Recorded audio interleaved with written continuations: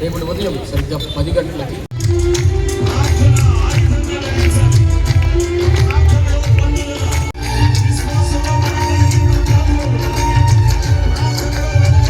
ప్రాముఖ్యమైంది.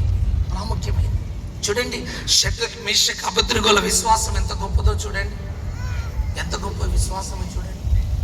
వాళ్ళు అంటారు, ఆ ప్రతిమను చూసి ఆ రాజు చెప్పిన మాటలు విని రాజుతో ఒకటే మాట అంటున్నారు, ఏమని? రాజా, రక్షించకపోయినను మేము మాత్రము దానికి పూజ చెయ్యం.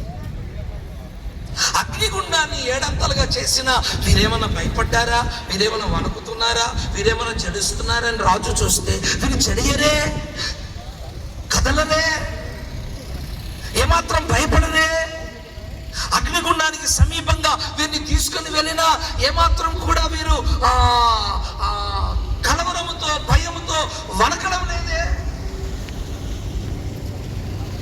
వారికి దేవుని మీద ఉన్న విశ్వాసం చూసారా? దేవుని మీద ఉన్న విశ్వాసం. సింహములను మూసి విశ్వాసంతో మృతులైన వారిని తిరిగి లేపి విశ్వాసం. ఆమె చెప్దామా? మీకు ఇంకో మాట చెప్తా.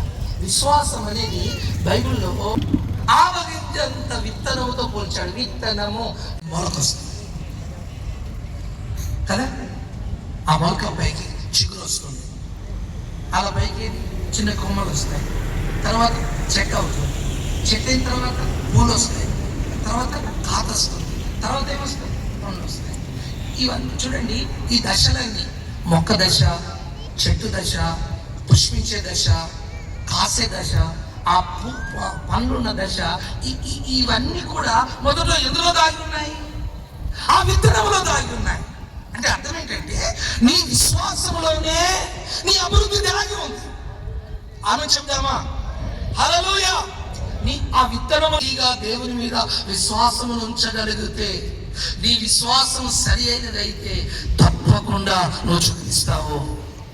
ఆమె చెప్దామా? నీ విశ్వాసం సరి అయినదైతే తప్పకుండా నువ్వు పుష్పిస్తావు. నీ విశ్వాసం సరి అయినదైతే నువ్వు తప్పకుండా ఫలిస్తావు. ఆ ధూపు ద్రవ్యము ధూప వేదిక మీద ఖాళీ అది పొగవలే పైకి లేస్తుంది. పొగవలే పైకి లేసి మందస పెట్టె మీద ఒక మేఘముగా నిలబడుతుంది. ఆమె చూద్దామా? ధూపవేదిక, ధూపద్రవ్యం నిప్పుల మీద కాలినప్పుడు, అది సాంబ్రాన్ని నిప్పుల మీద కాలినప్పుడు ఏమొస్తుంది? పొగ వస్తుంది. అది పైకి లేచి ఏమవుతుంది? ఒక మేఘం అవుతుంది.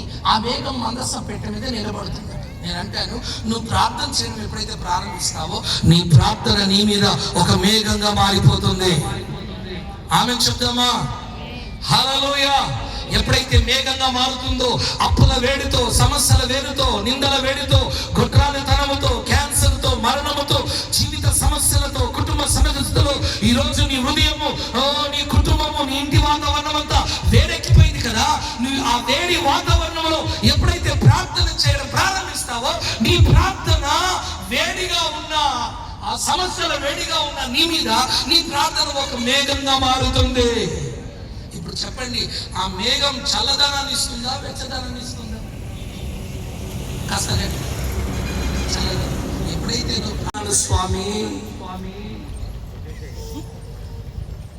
సింహము వలె వాడు నా మీద దాడి చేస్తున్నాడు, యోర్దాను ప్రవాహం, సమస్యల ప్రవాహం ఒక సునామీ వలె, సుడిగుండం వలె నన్ను ఆవరించి, ప్రభా యోర్దాను ప్రవాహములో నేను కొట్టుకొని పోనట్లుగా చేస్తుండగా, నా తండ్రి నేను ఆకాశం వైపు చేతులు ఎత్తుతున్నానయ్యా, నాకు సహాయం చేయండి ప్రభా. నేను యోర్దాను దాటాలంటే నా చేతిలో వాగ్దాన దండం ఉండాలని, విశ్వాస దండం ఉండాలని, ప్రార్థన అనే కర్ర ఉండాలని, అభిషేకం అనే కర్ర ఉండాలని మీరు నాకు బోధించారయ్యా. ఈ రాత్రి ప్రభువా నీ వాగ్దానాలు నేను నమ్ముతున్నాను ప్రభువా. నమ్మడానికి నాకు కావలసిన శక్తిని దయచేయండి.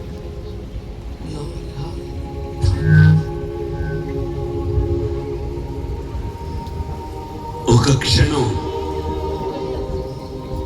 నోరు తెరిచి ఆయన సముఖంలో, ఆయన సన్నిధిలో నిలిచి ఉన్న దేవుని ప్రజలారా, ప్రార్థన చేద్దాం. అందరూ నోరు తెరవండి. యోర్దాను అనే మరణం నీ ఎదుట నిలబడితే, యోర్దాను ఓ మరణమా నీ విజయం ఎక్కడ? ఓ మరణమా నీ ముల్లెక్కడ? యోర్దాను దాటగలిగినటువంటి ఒక ఉన్నతమైనటువంటి అనుభవాన్ని ఈ రాత్రి దైవజనుడు సవిస్తారంగా ప్రకటించాడు. నోరు తెరు. యాత్రలో యోర్దాను అలలచే కలత చెంది తినే కాపరివైన నీవు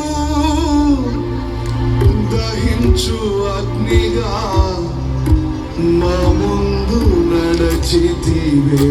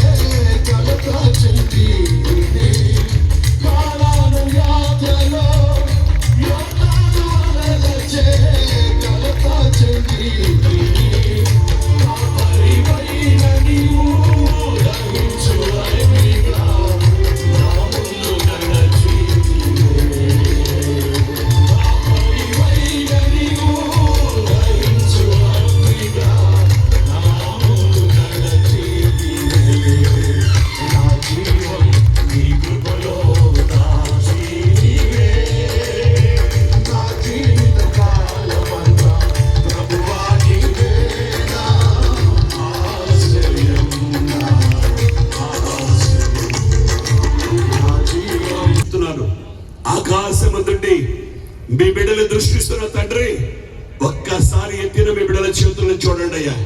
మీ బిడ్డలు దృష్టించండి తండ్రి. వాగ్దానాన్ని స్వాధీనపరచుకోవడానికి కావలసిన కృప కృప కృప కృప దయచేయండి నాయన. ఈ కృపా సహితమైనటువంటి వాక్యం ప్రతి హృదయంలో స్థిరపరిచి బలపరిచి ఆ రీతిగా ప్రార్థన పరుడుగా వాగ్దానాన్ని చేతులు పట్టుకుని విశ్వాసపు నడకతో సాగిపోయి మహిమగల రాజ్యానికి వారసులు కావడానికి కృప చూపమని తీర్మానంతో చేతులెత్తి ప్రార్థిస్తున్న ప్రతి బిడ్డ మీద దృష్టించి అభిషేకించి బలపరిచి నడిపించమని, ఈ సభల రెండవ రాత్రి కూడి వచ్చిన ప్రతి ఒక్కరిని వాగ్దానం చేసావు కదా అబ్రహాముతో ఆశీర్వదిస్తారని, ఆశీర్వాదాన్ని మీ బిడ్డల కొరకు పంపమని, ఆశీర్వాదాన్ని పొందుకుని తిరిగి వెళ్ళడానికి కృప చూపమని నజరేయుడైన యేసు నామములో ప్రార్థన చేసి వేడుకొనుచున్నాం తండ్రి. ఆమేన్ ఆమేన్. సంచరించి మాట్లాడి కార్యాలు జరిగిస్తూ దైవజనులు బలపరిచి వాడుకున్న విధానాన్ని బట్టి గట్టిగా చప్పట్లు కొడుతూ దేవునికి మాట్లాడుతున్నట్టుగా స్థితి చేద్దాం.